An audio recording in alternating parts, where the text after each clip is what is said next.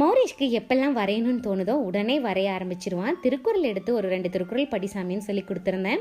உடனே திருவள்ளுவர் பார்த்த உடனே அவனுக்கு வந்து வரையணும் அப்படின்னு சொல்லி ஆசை வந்துருச்சு. ஃபஸ்ட்டு வரைஞ்சிட்டு அதுக்கப்புறம் தான் திருக்குறளை படிக்க ஆரம்பித்தான். அழகாக வரைஞ்சிருந்தான். இன்றைக்கி காலையில் எந்திரிச்ச உடனே பசங்களுக்கு வந்து நிலவேம்பு கஷாயம் கொடுத்துட்டேன்.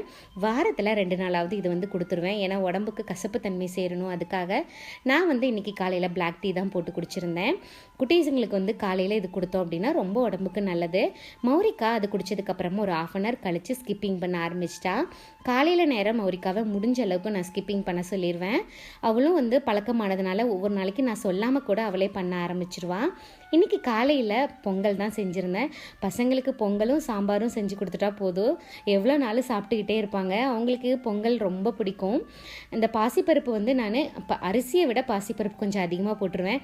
ஏன்னா பசங்களுக்கு அது சத்து தானே, ரொம்ப நல்லாயிருக்கும் சாப்பிடட்டும் அப்படின்னு சொல்லிட்டு